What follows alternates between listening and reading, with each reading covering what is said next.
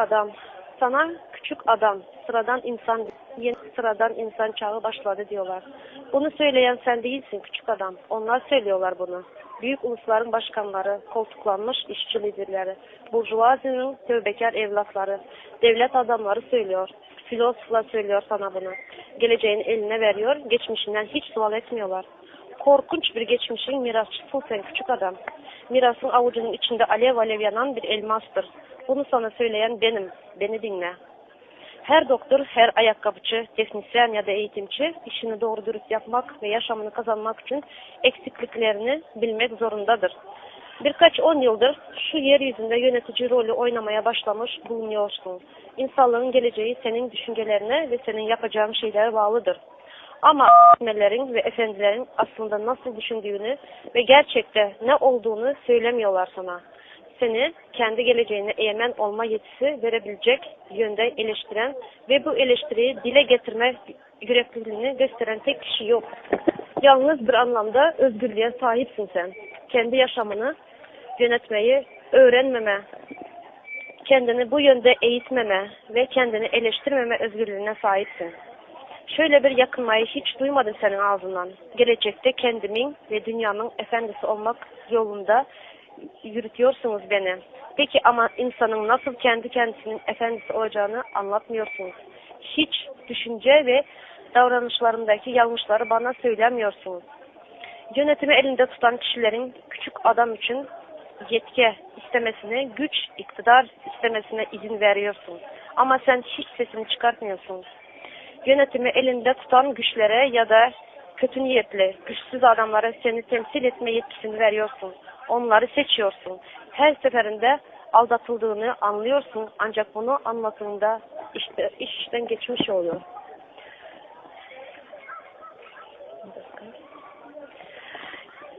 Neden söz ettiğimi bile farkında değilsin.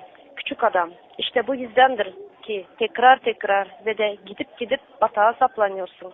Eğer sen küçük kadın hiçbir özel nitelik ve yeteneğin olmadığı halde yalnızca kendi çocuğun yok diye öğretmenlik yapıyorsan bu uğraşı seçmenin tek nedeni buysa eğer verdiğin zararları haddi hesabı yok demektir. Senin görevin çocukları eğitmektir. Eğitimi ciddiye alacak olursak çocukları eğitmek, çocukların cinselliğini doğru bir biçimde yönlendirmeye ve yönlendirmeye de gerektirir.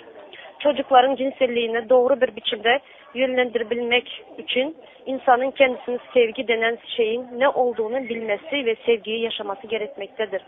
Oysa sen şişmansın, biçimsiz bir görünümün var.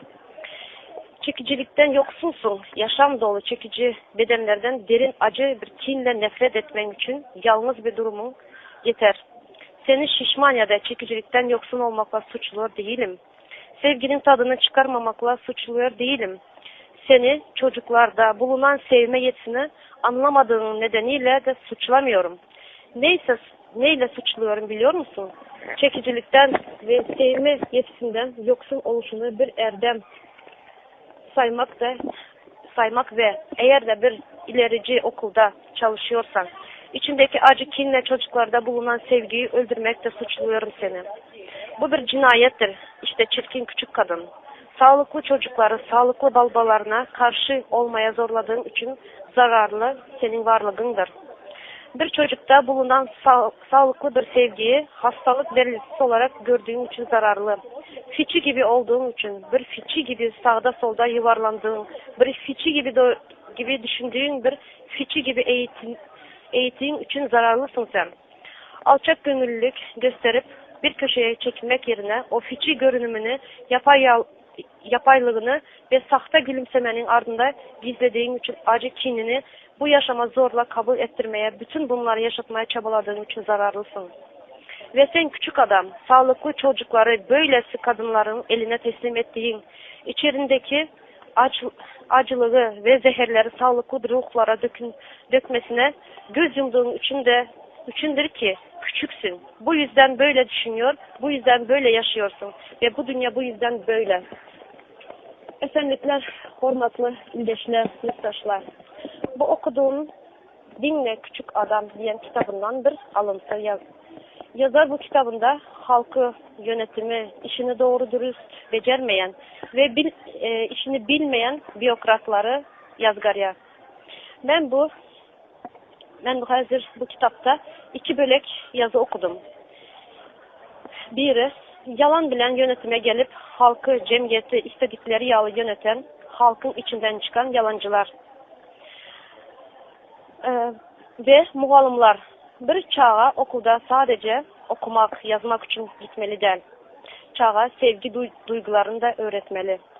Vatana, cemiyete, tebiata, enata, maşkalağa, geçmişine ve geleceğine olan sevgini, bu toprakların mirasçılığını öğretmelidir öğretmenler. Yine gınansak da bizim bilim sistemimiz çürük bolanı için muğalımların özlerinde bilim yoktur. Yurdun geleceği muğalımların elindedir diyeler. Özlerini ben muğalım diyen, bu muğalım diyenler bu aydınlarımı mukaddes borç edinmelidir. Hormatlı yurttaşlar, bizim hazır bu okuyan kitabım katı kızıklı kitap. Bu katı dikkatli dinlen, neme hakta yazılanlar hakkında 2-3 kere dinler. Kendinize ünüs verin. Siyasete koşulman, siyaset korkunç, siyaset tehlikeli diyen ildeşlerimize bunu üstüne basarak söylüyorum.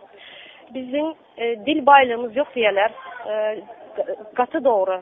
Dil baylığımız olsa şunun yalı kızıklı kitaplar çevirmeli, Türkmen diline çevrilen olsa bu siyasetten, yani siyasetin ne olduğunu bilerdiniz.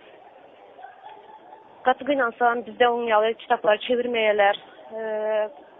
Şu Dinle Küçük Adam diyen kitap, küçücük kitap. Yine biz yine 6 yıldan beri ekrana çıkıp okap, öğrenip geliyoruz. Yine bu küçücük kitabın içinde hem 6 yılda geçen zatlarımız var. Beyaz Zambaklar Ülkesi diyen kitap var. 1984 diyen kitap var. Katı kızıklı kitaplar, öğretici kitaplar var. Yine Gınansan Türkmen dilinde yok. Onun için bizim halkımız siyasetten korkuyorlar, siyasetten kaçıyorlar. Şu zatları okuyan olsak, dilimiz kaybolup çevrilen olsa, bu kitaplar halkın içinde, cemiyetin içinde olan olsa biz siyasetten korkmazdık, siyasetin içinde yaşardık. Sağ olun ildeşler.